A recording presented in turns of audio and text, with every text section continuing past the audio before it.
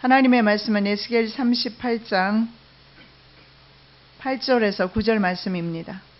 다 함께 봉독하겠습니다.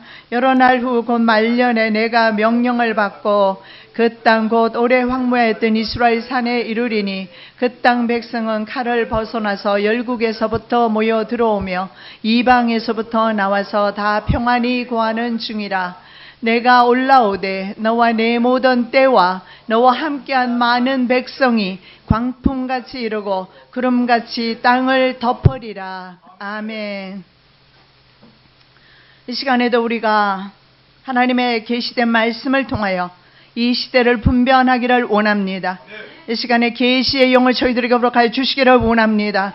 귀가 열리게 도와주시옵시고 주의 음성을 듣게 하여 주시옵시며 하늘 보좌가 열리게 하여 주시옵시며 하나님을 경험하는 귀하고 복된 시간 되게 하옵시며 하나님의 말씀이 얼마나 신실하게 이 시대에 실현되고 있는지 우리 눈으로 목도하나이다. 하나님의 말씀이 1.1획이 틀림이 없이 성취되는지 우리의 눈으로 보고 있나이다.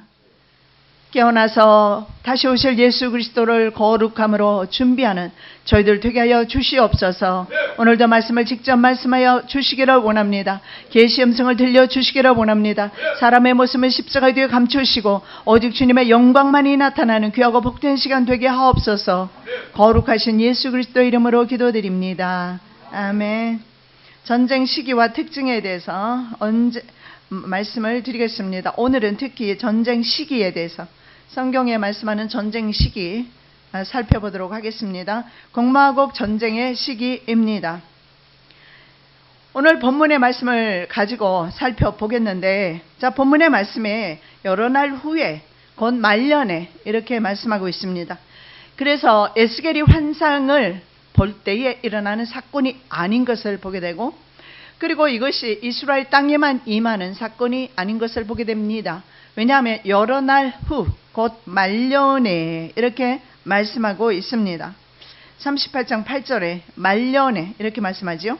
그리고 16절에 이런 말씀이 있습니다. 고가 끝날에 내가 너를 이끌어다가 내 땅을 치게 하리니. 역시 끝날이다. 세상의 마지막 때인 것을 볼 수가 있는데, 몇 가지 특징 중에 하나가 에스겔이 예언을 하던 바벨론이나 페르시아 시대가 아니라는 겁니다. 에스겔이 활동했던 시대는 바로 바벨론 그리고 페르시아까지 넘어오는 기간입니다. 이 시대가 아니다. 그리고 에스겔의 예언이 있고 지금은 거의 2600년이 흘렀습니다. 그래서 이스라엘이 에스겔이 예언할 때는 바벨론 포로지에서 예언했습니다. 그래서 바벨론에서 돌아오게 될 것이다. 물론 돌아왔습니다. 3차에 걸쳐서 이스라엘이 70년 되기 전부터 시작해서 돌아왔지요. 그래서 바벨론 포로 귀환이 아니라는 사실을 볼 수가 있습니다. 그렇다면 이것은 세상의 종말 때인 것을 알 수가 있습니다. 자, 귀환은요, 이스라엘의 귀환은 1948년에 이스라엘 국가의 회복으로부터 시작이 됩니다. 우리는 항상 이스라엘을 중심으로 이해할 수밖에 없습니다. 왜냐하면 이스라엘 땅에 주님이 오셨고 또 이스라엘 땅에 오실 것이기 때문에 이스라엘 땅에 대해서 우리는 항상 귀를 기울이고 눈을 뜨고 보고 있어야 합니다. 그래서 이스라엘 국가가 1948년에 회복된 것은 주님의 오실 때가 가까이 왔다는 것을 입증하는 것입니다. 에스겔 36장 24절입니다. 내가 너희를 열국 중에서 취하여 내고 열국 중에서 모아들이고 고토로 들어가서, 자, 이렇게 말합니다. 열국 중에서 내가 너를 모아서 고토 이스라엘 땅으로 들어가게 하겠다. 여러 나라죠. 많은 나라 가운데서 너를 취하여 내겠다. 이렇게 말씀을 합니다. 세계 역사를 살펴보면 한 나라가 갑자기 나타난 적은 없습니다. 그리고 적어도 말이죠. 한 나라가 없어지고 1000년이 흘렀습니다. 거의 2000년이죠. 1948년, 70년에 멸망하고 2000년 가까이 나라가 없는 상황에서 나라가 회복되는 것은 하나님의 사역입니다. 그 외로는 설명을 할 수가 없습니다. 그래서 세상 국가들도 이것은 기적이다 말하지만 그 기적을 창출하시는 분은 바로 하나님이심을 알 수가 있습니다. 자, 말씀 보겠습니다. 이사야 66장 8절입니다. 나라가 어찌 하루에 생기겠으며 민족이 어찌 순식간에 나겠느냐. 그러나 시온은 구루하는 순간에 그 자민을 순산하였도다. country, many country가 되겠죠. nations, 국가와 민족이 하루아침에 서는 법은 없다라는 겁니다. 그런데 시온은, 이스라엘은 구루하는 즉시 바로 아이를 낳았다, 이렇게 말하고 있습니다. 이것은 이사야 선지자를 통해서 이미 그 전에 예언하고 있는 것을 봅니다. 그러면 그 당시에 이사야 선지자가 예언할 때는 나라가 있었습니다. 이스라엘이 나라가 없었던 것이 아니에요. 그렇다면 이사야 선지자는 1948년에 이스라엘이 독립될 것을 예언했다라고 볼 수가 있습니다. 자, 영국 연합군을 이끌었던 나라가 바로 영국입니다. 그런데 영국의 외상이 발포 외상입니다. 그 발포 외상이 이스라엘을 민족으로 선언하게 됩니다. 원래는 맥마운 선언이라고 해서 그 땅에 팔레스타인이 거주할 수 있도록 맥마운 선언이 있었습니다. 국가를 인정해 준 거죠. 그래서 지금 있잖아요. 한 개 나라의 두 개 국가 방안으로 지금 의논하고 있는 겁니다. 만일에 성경에서 이스라엘 국가를 나누게 되면 재앙이 온다고 그 벌을 받게 될 것이라고 말합니다. 그런데 실제적으로 사방 국가와 네타냐후 총리는 두 개 국가 방안을 현재 모색하고 있어요. 국가를 팔레스타인 국가와 그리고 이스라엘 유대 국가로 나누겠다는 겁니다. 그리고 실제로 가서 보면 그 안에 웨스트뱅크라고 해서 서안지구라고 합니다. 서안지구와 그리고 가자지구에 이스라엘 영토 안에 이슬람 아랍인들이 살고 있습니다. 팔레스타인이 살고 있어요. 그런데 소수 그런 그룹으로 살고 있습니다. 그래서 국가로 인정하라는 겁니다. 자, 그래서 나라를 잃은 지 1900년 만에 나라를 회복한 것은 불가항력적인 일이다. 자, 세상의 종말과 하나님의 나라의 완성의 때를 분명히 여기에 언급하고 있습니다. 그래서 메시아 시대를 가리키는 것을 보게 됩니다. 자, 그 다음에 우리가 두 번째로 살펴볼 말씀은 고기 전쟁을 수행하도록 명령을 받는다라는 겁니다. 저 스스로 나는 것이 아니고, 우리가 지난주까지 계속 살펴보았습니다. 지금 러시아와 중국을 도발하고 있는 것이 사실입니다. 우리나라에 사드 배치하는 것도 중국을 도발하는 겁니다. 그러면 중국과 러시아와 그리고 사우디아라비아가 아니죠, 이란과 이런 나라들이 연합하는 것은 자명한 일입니다. 그래서 지금 서방 세계에 우리나라가 포함되는 겁니다. 적당하게 균형을 맞추었던 중국과 정책적으로 균형을 맞추었던 우리나라, 그 균형이 지금은 깨져버렸습니다. 그리고 이제는 서방 세계와 그리고 이제는 어쩌면 공화국 주체 세력이 되겠습니다. 나누어지는 것을 보게 됩니다. 자, 그런데 고기 전쟁을 수행하도록 명령을 받습니다. 38장 8절입니다. 내가 명령을 받고 그 땅 곧 오래 황무했던 이스라엘 산에 이르리니. 자, 여기에서 이렇게 말합니다. 내가 명령을 받았다, 이렇게 말합니다. 그런데 영어 성경에 보면 summon이라는 말을 씁니다. summon, 소환을 받았다. 적어도 왕의 소환을 받았습니다. 그리고 또 어떤 곳에 보면 이렇게 말합니다. called to arms, 무장하도록 부름받았다. 이렇게 영어 성경에 좀 다르게 나와 있지만, 그리고 미래의 시기에 그 땅을 침략하게 될 것이다. In future years 이렇게 나와 있어요. 미래에, 지금의 일이 아니라 미래에 그런 일들이 일어나게 되는데, 누구의 소환을 받느냐? 왕의 소환을 받습니다. 곡과 마곡이 누구이든지 간에 곡과 마곡 연합군은요, 하나님의 소환을 받습니다. 그래서 본인의 의지와는 상관없이 전쟁에 참여하게 됩니다.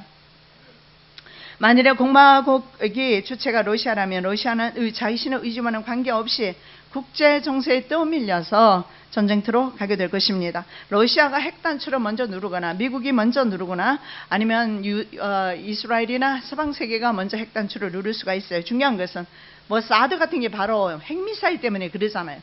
핵미사일이 저 지구 밖으로 나갔다가 다시 지구 안으로 떨어지는 건데 50km에서 150km 정도 사이에서 내려오는 것을 바로 격추시키는 겁니다. 그것이 사드 배치입니다. 바로 이런 어떤 나라가 먼저 핵 단추를 누르든지 그건 상관이 없습니다. 중요한 것은 핵이 날아오면서 반격을 할 것이고 반격을 하면서 쏠 것이고 그러면서 핵은 떨어지게 될 것이고 전 세계는 전쟁의 소용돌이 속으로 들어가게 될 것이고 그전에는 주님 안 오십니다. 왜냐하면 세계 전쟁은 6째 나팔에 그리고 주님은 7째 나팔에 오시니까요. 자, 오래 황무하였던 이스라엘 산에 이른다 이렇게 말합니다. 38장 8절 그 땅 곧 오래 황무하였던 이스라엘 산에 이른다. 자, 오랫동안 황무는요 버려진 땅을 의미합니다. 이스라엘 땅은 실제적으로 버려졌느냐 뭐 꼭 그렇지는 않지만 그러나 이스라엘 백성들이 그곳을 차지하고 국가를 이루고 살지는 않았습니다.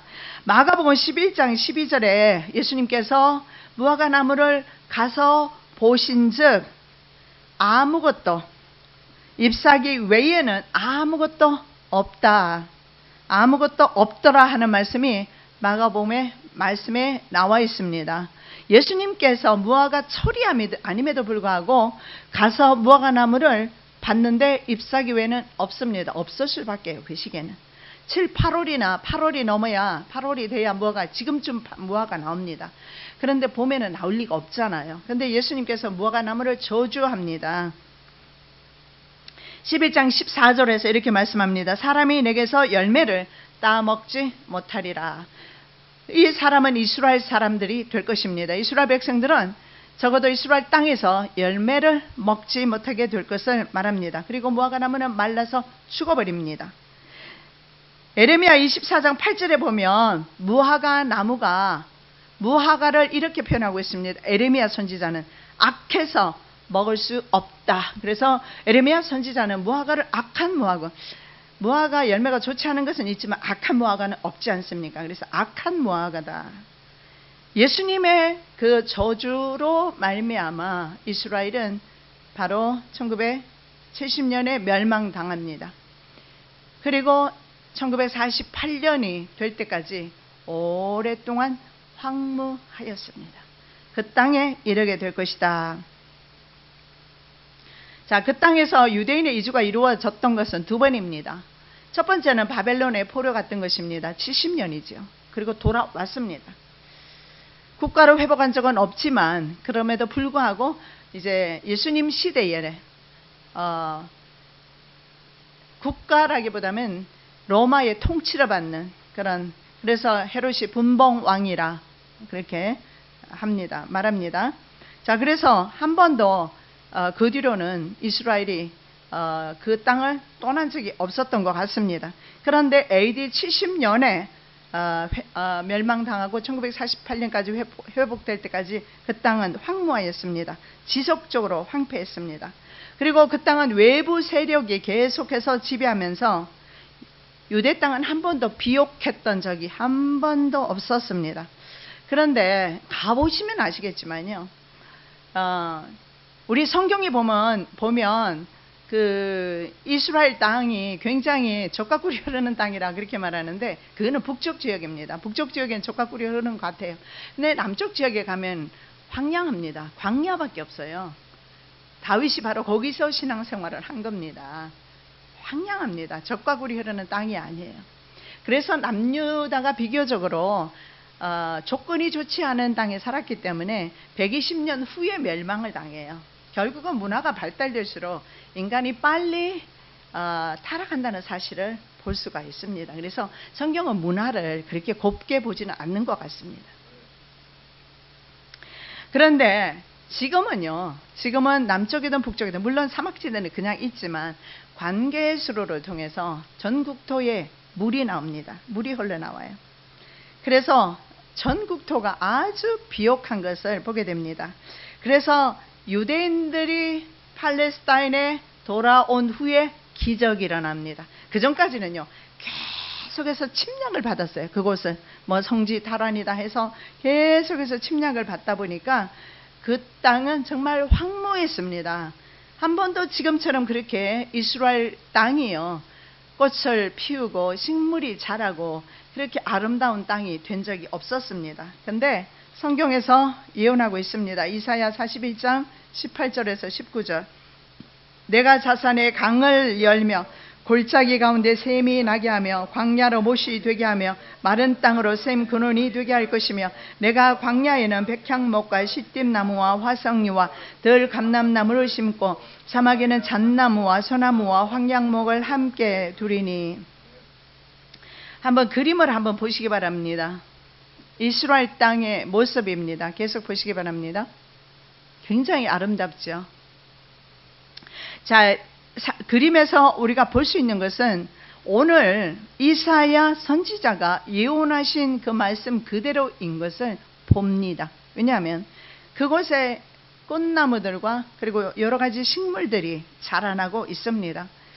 그런데 이 예언이 말입니다. 예를 들어서 1948년 전에 이스라엘을 봤다면 사람들은 그렇게 생각할 겁니다. 이 성경 말씀이 아니다. 그리고 이스라엘 땅에 대한 것이 아니라고 말할 수도 있었을 거예요. 그러나 지금 가서 보면 이 말씀이 성취되었구나. 이것은 마지막 때이기 때문에 모든 성경 말씀이 1.1획도 틀림없이 성취되고 있는 겁니다. 그 다음에 세 번째로 이스라엘 백성들이 열국에서 모여와야 합니다. 이것이 이루어져야 돼요. 이것이 먼저 전제 조건입니다. 그렇게 되었을 때 전쟁이 일어난다라는 겁니다. 38장 8절입니다. 열국에서부터 모여 들어오며. 자, 바벨론 포로 귀환은요 열국이 아니죠. 바로 바벨론에서 페르시아에서 들어왔습니다. 그래서 열국에서 모이던 적은 바로 지금 이때뿐입니다. 외부 세력의 지배로부터 벗어나서 완전히 독립된 것을 말합니다. 한 번도 바벨론 포로 이후에도 마찬가지지만 한 번도 독립국가로서 이스라엘이 존재했던 적은 없었습니다. 그러나 지금은 발포 외상의 선언 이후에 국가로 인정해 주었습니다. 그리고 4차 중동전을 거치면서 완전히 장악했죠. 그리고 이스라엘은 굉장히 지금은 강합니다. 아주 강대 국가입니다. 작은 지역이지만 아주 강합니다. 이렇게 이제 하나의 국가로서, 그래서 이스라엘이 열국에서 모여와서 적어도 외부의 세력으로부터 벗어나서 독립국가가 되었다. 그리고 실제로 그들이 투표를 했습니다. 유다로 할 것인가 이스라엘로 할 것인가 국호를 정할 때 이스라엘로 결정이 됐어요. 그 야곱을 하나님께서 축복하실 때 이스라엘로 축복하셨습니다. 그런데 투표해서 이스라엘이 됐어요. 원래는 남유다가 사실은 유다 지파가 아닙니까? 자, 그래서 성경에 열국에서부터 모여온다 했는데 영어 성경에 보니까 이렇게 말합니다. From many nations. 수많은 국가들로부터 오게 된다. 자, 많은 나라들은 아시아를 포함해서 전 세계에서 유대인들이 가지 않은 곳이 없었습니다. 그런데 1947년 유엔 분할난, 이것이 이제 두 개 국가 살게 했던 겁니다. 맥마흔 선언이 팔레스타인 사람들에게도 살게 해줬고, 발포 외상은 유대 국가를 그 땅에다가 인정을 해줬고, 그리고 이스라엘 백성들은, 유대인들은 돈이 많고요. 그리고 군사 무기가 미국으로부터 지원받는 게 있기 때문에 힘으로 밀어붙인 거죠. 그렇게 해서 그들은 지금 쫓겨나서 소수가 되어서 난민처럼 팔레스타인 사람들은 있지만, 그래서 지금은 그렇게 하지 말고 이게 분쟁이 너무 많으니까 이제는 두 개 국가를 만들자. 그래서 이스라엘을 분할하려고 합니다. 이스라엘을 분할하는 나라는 망하게 될 것입니다. 성경에서 분할시키면 안 된다고 되어 있거든요. 하나님 뜻입니다. 이스라엘이 온전한 국가로서 세워진 것은. 자, 지금 전 세계 50여 이상의 지역으로부터 유대인들이 돌아왔습니다. 그래서 현재는 약 100만 명이 500평방미터의 땅에 처음에 왔을 때요, 약 100만 명, 이 500평방미터 땅에 처음에 거주했습니다. 근데 현재는 약 800만 명이 8,000평방미터, 전쟁을 통해서 계속 땅을 습득을 한 겁니다. 그래서 미국의 대통령은 오바마는 1647년에 땅으로 돌아가라, 땅 내놓고 돌아가라 이 말입니다. 그렇게 해서 계속 요구를 하고 있습니다. 그런데요, 하나님께서 주신 땅입니다. 유대인들에게 주신 땅이에요. 그래서 그 땅을 분할하거나 뺏어가면 안 된단 말이죠. 하나님의 기업이기 때문에. 이스라엘에 1900여 년 만에 돌아왔는데요. 이스라엘의 인구 밀도는 일본보다 조금 높다고 합니다. 그리고 인도와 비슷하다고 합니다. 그리고 그 영토는 우리나라 경상남북도 정도만 합니다. 그런데 전 세계 거기가 바로 핵입니다. 중심이에요. 왜 그렇습니까? 하나님의 나라이기 때문에. 예. 하나님의 관심이 그곳에 계시기 때문에. 하나님은 그래서 살아 계십니다. 예. 자, 말씀 보겠습니다. 이사야 43장 5절 6절. 두려워 말라. 내가 너와 함께 하여 내 자손을 동방에서부터 오게 하며 서방에서부터 너를 모을 것이며 내가 북방에게 이르기를 놓으라. 남방에게 이르기를 구려하지 말라. 내 아들들을 원방에서 이끌며 내 딸들을 땅끝에서 오게 하라. 참 특이한 사실이 있습니다. 이사야 선지자가 북방 남방 이야기를 다 하면서 다르게 표현하고 있어요. 동방에서는 무슨 말씀을 하느냐면 오게 하라. 오게 하라. 영어에 보면 좀 더 쉽게 되어 있어요. Bring your children from east. 동방으로부터 bring은 가지고 온다는 거예요. 데리고 온다는 거예요. 하나님께서 동방에 있는 사람들을 하나님께서 손잡고 데리고 오시고, 그 다음에 서방에 있는 사람들은요, 개들이라는 말을 써요. 개들은 뭐냐면 모은다, 불러 모은다 이런 뜻이 있고, 그 다음에 북방은 조금 다릅니다. 북방은 뭐라고 말하냐면 give them up, give up 하라고 그래요. give up. 이 유대인들을 더 이상 너희들이 억류하지 말고 포기해라 이렇게 성경에 쓰고 있어요. 이게 틀린 이유가 있습니다. 왜냐하면 옛날 구소련이 연방이 말이죠, 유대인들을 억류하고 놓아주지 않았습니다. 사방에서 다 유대인들이 돌아오는데 소련만이 억류시켰어요. 포기하지 않았어요. 그래서 하나님께서 포기해라. 그래서 소련 땅에 기근을 보내버렸습니다. 그래서 그 기근 때문에 어쩔 수 없이 미국에서 조건을 걸었습니다. 우리가 쌀을 원조하겠다. 대신에 유대인들을 풀어주라. 조건이었어요. 그래서 쌀을 지원받고 대신에 유대인들을 할 수 없이 give up, 포기합니다. 그래서 돌아오는 거예요. 그래서 북방에서는 놓으라, 붙잡지 마라 이렇게 말한 겁니다. 말씀 하나하나가요 얼마나 정확히 성취되는지 몰라요. 유럽에서는 gather, 불러 모아요. 나라 마에다. 자, 중요한 것은 이스라엘 역사 가운데 바벨론 제국부터 지금까지 한 번도 독립국가였던 적은 없었다 말씀드렸죠. 그런데 이제는 국가가 되었다. 이 국가가 된 것은 주님의 때를 준비하는 것이다. 자, 바벨론이 통치를 했습니다. 그리고 페르시아 제국 통치했죠. 그 다음에 헬라 제국, 로마 제국. 그 다음에 나왔던 때가 십자군 전쟁이죠. 십자군들이 예루살렘 탈환한다고 그것을 또 점령했습니다. 그리고 그 다음에 점령했던 국가가 오스만 터키입니다. 지금 뭐 터키잖아요. 작은 나라로 전락했지만 오스만 터키는 바로 아랍인입니다. 아랍인이 적어도 한 500년을 통치를 합니다. 그리고 영국이 1차 세계대전 때 위임 통치령으로 팔레스타인이 넘어가게 되죠. 그래서 1948년에 유대 국가가 세워질 때까지 이렇게 여러 나라들이 그 땅을 휩쓸고 지나가면서 그 땅은 황무했습니다. 그런데 지금은 회복되었습니다. 국가도 회복되었고요. 그래서 세계 대전의 격전지가 될 이스라엘산 웨스트뱅크는 반드시 회복되어야 합니다. 그곳이 격전지가 될 것이기 때문에. 그래서 또 예수님께서 감람산에 오시기 때문에 회복은 꼭 필요한 겁니다. 자, 네 번째로 주시는 말씀은 그 땅 백성이 칼을 벗어났다 이렇게 말합니다. 읽겠습니다. 그 땅 백성은 칼을 벗어나서, 영어 성경에 보면 recovered from war, 전쟁으로부터 recover, 복구되었다. 다른 산에 보면 restore the sword from the sword, 칼로부터 restore, 다시 뭐라고 그러죠? store는 저장된다는 것인데 칼로부터 벗어났다 뭐 이런 말이 되겠죠. 칼을 벗어났다, 전쟁으로부터 복구되었다. 가보신 분은 아실 겁니다. 이스라엘은 전쟁의 흔적이 별로 없어요. 그 총을 차고 있는 것 외에는 들어가는 입구부터 시작해서 그들이 총을 차고 다니는 것 외에는 굉장히 안정적인 것을 보게 됩니다.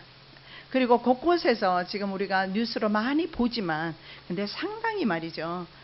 좀 안온한 그런 상태를 보게 되는데 그 땅 백성이 지금 칼을 완전히 물론 벗어난 건 아닙니다. 국부적인 그런 전쟁은 있지만 그러나 4차 뭐 중동전이라든가 이런 대전쟁은 없는 것 같습니다. 그래서 전면전이 지금은 끝났습니다. 휴면 상태로 들어갔다고 볼 수가 있습니다. 뭐 칼의 위협이 없는 건 전혀 아니라도 말이죠. 그래서 독립 전쟁을 할 때를 비교를 하면 지금은 굉장히 평화한 상태다. 2000년 동안 이랬던 땅을 찾기 위해서 중동전은요, 그들의 국가 존립이 걸린 전쟁이었습니다. 그런데 지금 팔레스타인 원주민을 내쫓고 유대인들은 땅을 차지해서 독립국가로서 존재하기 때문입니다. 자, 그 다음에 다섯 번째로 백성들이 평안히 거하는 때라고 말합니다. 38장 8절입니다. 다 평안히 거하는 중이다. 영어 성경을 어쩔 수 없이 자꾸 하는데요. 왜냐하면 번역이 조금 이렇게 우리가 이해하기 좀 쉽습니다. 이렇게 되어 있습니다. 그들이 live in safety, 안전한 가운데서 살고 있다. 이렇게 번역되어 있어요. 평안히 거하는 중이다가 아니고요. 평안이 아니고 안전하다. 이스라엘은 한번 그림을 한번 우리 보시기 바랍니다. 사면이 저렇게 적으로 둘러싸여 있어요. 온통 칼을 지금 들이대고 총구를 들이대고, 그리고 이스라엘은 저렇게 외롭게 사면의 적입니다. 왼쪽에 지중해는 바다인데요. 바다에도 적이 있습니다. 사면이 바다로 저렇게 둘러싸여 있습니다. 그러면서 내부적으로는 또 적과의 동침입니다. 가자지구와 웨스트뱅크에 팔레스타인이 살고 있지 않습니까? 적과의 동침이에요. 그리고 그들을 장악하고 있는 사람들이 바로 무장 세력인 하마스 단체가 팔레스타인을 인질로 삼고 이스라엘과 전쟁하고 있습니다. 자, 그래서 팔레스타인 군대는 이스라엘 내에 있습니다. 웨스트뱅크, 그리고 그 안에 하마스 군대 있죠. 그리고 지중해 바다 서쪽에는 터키 군함이 주둔하고 있죠. 그리고 북쪽에는 시리아 있습니다. 시리아 지금 내전이 일어나고 있는데, 근데 시리아 지역에는 헤즈볼라라는 무장단체가 또 있습니다. 이렇게 사방을 돌아가면서 적들에 저렇게 둘러싸여 있습니다. 이스라엘을 포함해서 중동 지역의 무기는 이스라엘이 핵을 가지고 있고, 중동 지역 이슬람 국가들은 핵이 없는 것 같습니다. 이란이 그래서 핵을 만들려고 노력하고 있습니다. 그래서 중동 지역에서 사용하게 될 무기는 주로 케미컬 웨폰, 그리고 로켓, 스커드 미사일, 벌리스틱 미사일, 각종 특수무기, 정밀 무기들이 있습니다. 고밀도 금속 폭탄, 백린탄, 열화 우라늄탄, 이런 것들이 사용되고 있어요. 이런 것은 맞으면요, 예를 들어서 열화 우라늄탄, 유전인자가 파괴되는 병입니다. 그래서 영어 성경에서 safety라는 것은 전력 면에 있어서 이스라엘을 따라올 국가가 없습니다. 전력 면에서 이스라엘이 월등한 거죠. 67년 정도밖에 안 된 이스라엘입니다. 그런데 이스라엘의 경제력과 군사력은 세계 어떤 국가들보다도 더 강력한 것을 보게 됩니다. 이스라엘의 군사적 우열과 국제적 지원, 그리고 국제 경제력으로 이스라엘은 세계 강대국이 되어 있습니다. 경상남북도 많은 작은 국가가 세계 강대국입니다. 국내 총생산이 약 3천억 달러라고 합니다. 세계 GDP 순위가 37위입니다. 그리고 UN 세계 인간개발지수 19위. 막대한 관광산업이 있습니다. 엄청납니다. 사람 때문에 다닐 수가 없어요. 막대한 관광 수입, 그리고 다이아몬드 가공 공장이 있습니다. 국가 경제에 받쳐주고 있죠. 그리고 진짜 중요한 게 있습니다. 이스라엘의 최첨단 무기, 세계적인 벤처기업들이 이스라엘에 다 있고요. 그리고 국토 전체가 실리콘밸리라고 합니다. IT 강국이에요. 노벨 평화상 강국이고, 이스라엘을 따라간 그 작은 나라인데 이스라엘을 따라간 국가가 없습니다. 이스라엘은 전 개인적으로 그렇게 느꼈어요. 참 불안해서 이스라엘을 요용하는 것은 좋지 않다 뭐 그렇게 말하지만, 제가 가서 처음에 느꼈던 것은 총이 있음에도 불구하고 안전하구나. 전 그거 정말 느꼈어요. 말씀 때문에 느꼈는지 모르겠지만 참 안전하다. 우리가 생각하는 것보다 훨씬 안전하다라는 것을 저는 느꼈어요. 그래서 영어 성경에는 그렇게 세이프티로 나와 있어요. 안전하게 거하는 중이다. 그래서 군사력에서, 국방력에서 굉장히 안전한 상태다. 군사력과 국방기술이 세계 11위입니다. 중동에서는 가장 강력합니다. 무기를 세계에서 가장 많이 생산합니다. 우리나라 군사무기가 사실은 이스라엘로부터 수입하는 것이 많습니다. 미국과 유럽의 군사 장비의 약 10% 정도, 그리고 무인 정찰기 10% 정도가 이스라엘부터 수입을 받습니다. 군사력이 막강한 이유가 있습니다. 그거는 국방 예산이 GDP 대비했을 때 7% 정도 된대요. 그럼 유럽은 보통 몇 프로냐? 2, 3%에 불과한데 이스라엘은 7%, 돈이 많이 있는 겁니다. 그리고 또 그렇게 강해질 수 있는 이유가 있습니다. 미국의 지원입니다. 미국은 한 번도 지원을 멈춘 적이 없어요. 심지어는 오바마 대통령이 적대적이지만 그럼에도 불구하고 이것은 정책적으로 지금까지 왔기 때문에 멈추지 않는데, 얼마나 지원하느냐? 연간 30억 달러를 군비로 지원하고 있어요. 미국에서. 그리고 미국은 그동안 이런 이슬람 많은 국가들을 초토화시키는 일을 해왔습니다. 나토군과 함께. 그런데 이스라엘만은요, 유엔 안전보장 이사회에서도 이스라엘의 보호막이 역할을 해왔습니다. 그래서 이스라엘은 상당히 안전합니다. 우리 국가보다. 우리는 사실은 풍전등화와 같아요. 중국에 붙어야 할 건지 미국에 붙어야 할 건지 상당히. 그래서 우리의 도움은 하나님밖에 없습니다. 그런데 우리는 핵무기도 만들 수 있나요? 못 만들죠. 핵우산 국가로서 핵우산을 바쳐야 합니다. 받쳐주면 우리는 그걸 받아야 합니다. 못 만들도록 했습니다. 그런데 이스라엘은 스스로 핵무기를 적어도 200개 이상, 가용 탄두가 400개 이상이라고 합니다. 그런데 아마 가용 탄두가 200개, 준비된 것이 400개라고 합니다. 그 정도로 이스라엘은 강력하죠. 해군력은 좀 약하다고 합니다. 그러나 육군과 공군력, 그리고 정보력은 세계 최고라고 합니다. 이스라엘의 공군은 특히 전자전 능력이 아주 탁월한데, 이스라엘 군사 전력의 핵심적 전력 중에 하나라고 합니다. F-15, F-16 전투기가 470대, 조기 경보기 4대, 그리고 3, 4대 전차가 2,300대, 장갑차 1만 대, 최신의 전투기 400대, 그리고 잠수함 5대 가운데서 3대가 핵잠수함입니다. 얼마나 강력합니까? 얼마나 안전합니까? 상비군의 규모가 보니까 18만 명이에요. 그럼 우리나라는 얼마냐? 50만 6천 명이에요. 우리보다 경상남북도밖에 안 되는, 거의 전 국민이 다 상비군으로 봐도 괜찮을 것 같습니다. 이스라엘 군사작전의 핵심은 선제 타격과 예방 공격입니다. 작은 국토 면적 때문에 그렇습니다. 그래서 적의 공격을 당하면 피해가 크기 때문에 먼저 선제 공격하는 거죠. 그래서 정보력이 뛰어납니다. 미리 알아서 공중에서 공격을 하는 겁니다. 그래서 세계적인 정보력을 통해서 적의 공격 징후를 파악하면 그 순간에 선제 타격하고 예방적인 차원에서 자기 나라를 지킨다는 겁니다. 무서운 나라입니다. 영국의 제인스 그룹 군사 전문가들은 이스라엘이 영국과 비슷한 수준의 300개 핵탄두를 보유하고 있다. 조금 다릅니다. 그런데 핵탄두를 보유하고 있다 이렇게 말합니다. 대부분은 조립하지 않은 채 며칠 만에 조립할 수 있는 상태로 보관 중이라고 그렇게 보고하고 있습니다. 그리고 런던의 국제전략문제연구소는 에리코 2호와 에리코 3호에 탑재할 수 있는 핵탄두 수가 200개 추산하고 있습니다. 적어도 200개, 400개 선에서 왔다 가고 하고 있습니다.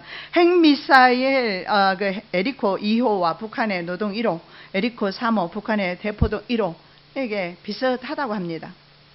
오바마 그런데요, 임기 동안에 이란의 핵 문제, 그리고 요르단의 서안지구, 아까 제가 말한 웨스트뱅크, 그리고 동예루살렘, 골란고원을 사이에 두는 팔레스타인 분쟁, 이것이 뭐냐면은 이스라엘이 국토를 좀 포기하라는 겁니다. 제가 방금 말했던 그 땅을 내놓고 팔레스타인 주고 그게 1967년 이전의 국경 지역입니다. 그래서 1967년 3차 중동전 이전으로 돌아가라. 계속 오바마가 압력을 넣었던 것이 이 부분입니다. 그는 적대적입니다. 이스라엘 역대 대통령 중에서 가장 이스라엘의 적대적인 대통령입니다. 그래서 그 두 사람의 관계가 굉장히 껄끄러웠어요. 네타냐후가 미국을 방문했을 때도 만찬에서도 함께 있지 아니하고 떨어져 있고요. 홀대했습니다. 그런데 대선 주자 트럼프는 양국 관계를 회복하겠다 그렇게 말하고 있습니다. 오바마는 예수의 통제 아래 있습니다. 그래서 그럴 수밖에 없어요. 말씀 보겠습니다. 계시록 18장 3절 11절 음행의 진노의 포도주를 인하여 만국이 무너졌으며 또 땅의 왕들이 그로 더불어 음행하였으며 땅의 상고들도 그 사체의 세력을 인하여 치부하였도다 하더라. 땅의 상고들이 그를 위하여 울고 애통하는 것은 다시 그 상품을 사는 자가 없음이라. 세상의 모든 상인들이 모든 부를 준다 이렇게 두고 있습니다. 그런데 미국의 대선 후보 트럼프는 아웃사이더입니다. 프리메이슨이 아니라는 것이 우리에게 소망적이라는 겁니다. 그리고 프리메이슨에 가입하지 않고, 이거는 공공연히 아는 사실입니다. 프리메이슨에 가입도 안 했을 뿐 아니라 프리메이슨이 하는 제사가 있어요. 그것이 바로 몰렉 제사입니다. 이것은 뭐 온 천하가 사실 다 아는 일 아닙니까? 보헤미안 그루브에 가면 역대 대통령급이 많이 참여하죠. 정상들이 그곳에 모여서 몰렉 제사, 인간 제사를 드려요. 마인드 컨트롤 시켜서. 그걸 알렉스 존스가 촬영을 해서 방영을 해버렸지 않습니까? 그런데 트럼프는 그 몰렉 제사, 희생 제사에도 참여하지 않는다고 합니다. 자, 성경에서 말씀합니다. 이스라엘의 반대편에 서는 나라는 상하게 될 것이다. 그래서 지금 전 세계 서방 국가들은요, 이스라엘을 계속해서 두 개 국가로 분할하려고 합니다. 땅을 나누려고 해요. 하나님이 땅을 나누려고 합니다. 하나님께서 조상들에게 주신 땅입니다. 이스라엘 백성들에게 심지를 뽑게 해서 주신 땅입니다. 그 땅은 이스라엘 것입니다. 아브라함을 통해서 이삭에게 주신 것이에요. 12지파에게 주신 땅입니다. 그 땅은 하나님의 나라를 상징하기 때문에 손대면 안 돼요. 이스라엘이 잘하든 못하든, 이스라엘이 사실은요, 그 가자지구와의 전쟁에서 이런 아까 제가 말했던 정밀 무기를 사용했습니다. 그래서 가자지구에 있는 하마스만 다치면 괜찮은데 가자지구에 살고 있는 수많은 팔레스타인 민간인들이 있잖아요. 이런 민간인들이요, 백린탄은 그냥 소리 소문 없이, 정밀 무기는 그래요. 소리 소문 없이 날아와서 몸을 그냥 태워버립니다. 그래서 그렇게 태워버린 아이들, 민간인들, 그리고 유전자 질병을 일으켜서 사람으로서 생물체로서 살아갈 수 없도록 만들어버리는 것, 이건 서방세계가 하는 것들, 서방세계가 사용하는 정밀 무기입니다. 악한 영들이 하는 거예요. 이스라엘 백성이 하는 게 아니고. 그런 측면도 있습니다. 우리가 그동안 미국을 항상 우리의 편이라 생각하고 친구라고 생각했던 것과 했는데 지금은 생각이 많이 다르지 않습니까? 똑같습니다. 그래서 제가 오전에 말씀드린 것처럼 적도 없고 이제는 친구도 없고 그런 시대에 우리가 살고 있습니다. 그럼에도 불구하고 이스라엘 땅을 건드리면 안 돼요. 이스라엘 땅을 위해서 우리가 그래서 기도해야 합니다. 이스라엘 땅이 분할되면 하나님께서 가만히 계시지 않아요. 성경 말씀 읽어보겠습니다. 지구상에서 아주 작은 나라죠. 그런데 전 세계 국민들이 들기 아주 무거운 돌이 되어버렸습니다. 성경 보겠습니다. 그날에는 내가 예루살렘으로 모든 국민에게 무거운 돌이 되게 하리니 무릇 그것을 드는 자는 크게 상할 것이라. 천하 만국이 그것을 치려고 모이리라. 성경에서 분명히 말합니다. 천하 만국이 모일 것이라는 거예요. 그러나 그 돌, 바로 예루살렘입니다. 예루살렘을 들려고 했을 때 예루살렘에 가보면 유대인들보다는 예루살렘에 사는 사람들은 거의 대부분이 아랍인들이에요. 아랍인들이 그곳에서 장사하면서 먹고 살고 있어요. 그래서 어떻게 보면 시온성이다, 예루살렘이다 보기에는 참 어려운 이방 종교가 자리 잡고 있는 그런 곳인 볼 수가 있는데, 만일에 예루살렘을 들려고 한다, 이스라엘을 들려고 한다, 이스라엘을 분할하려고 한다, 이스라엘을 쪼개려고 한다, 이스라엘 땅을 나누려고 한다, 그렇게 했을 때는 크게 상하게 될 것이다. 여섯 번째로 군대가 광풍같이 구름같이 땅을 덮게 될 것이다 말씀합니다.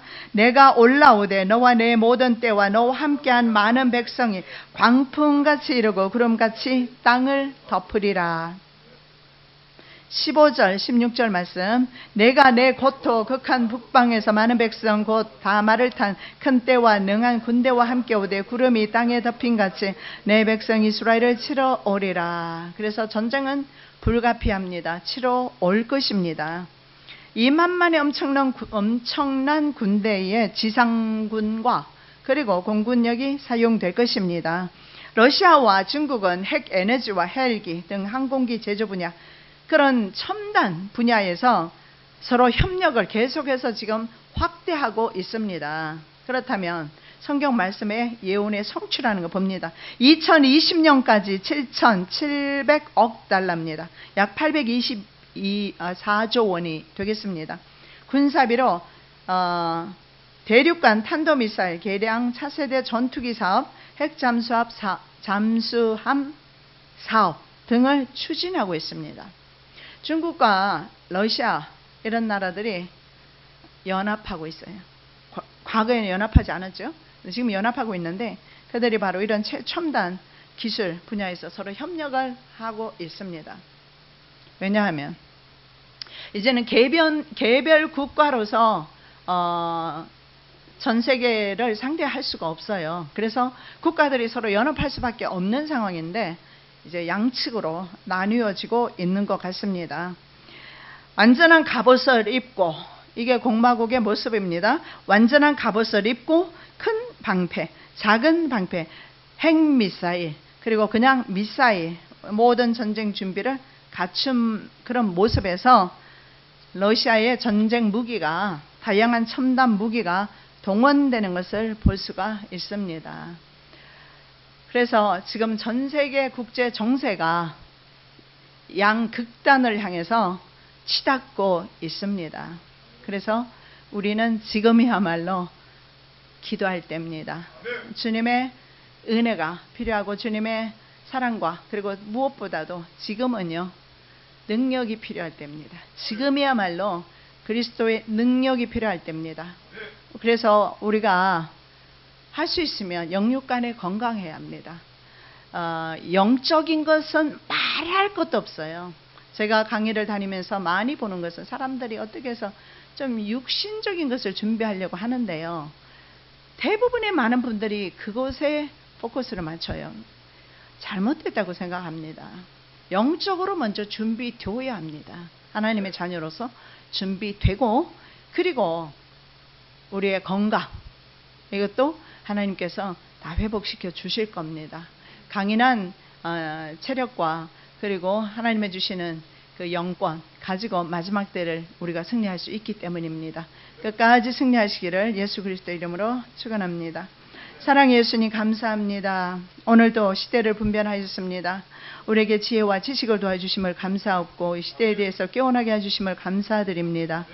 아버지 하나님, 우리가 좀 더 거룩하기를 원합니다. 주님께서 말씀하셨습니다. 우리의 소망은 거룩함이라고 하셨습니다. 아버지 하나님, 거룩한 삶을 살아가는 저희들 되게 하여 주시옵시고, 하나님의 선하시고 기뻐하신 뜻대로 살아가는 저희들 되게 도와주시고, 이 세상 본받지 말게 도와주시옵시고, 마귀가 우리들에게 주는 그런 아버지 하나님 세상의 복을 바라보지 않게 도와주시옵시고, 하나님께서 우리에게 주시는 생명 바라보고 날마다 전진하는 믿음의 거룩한 성도들 되게 하여 주시옵소서. 예수 그리스도 이름으로 기도드립니다. 아멘.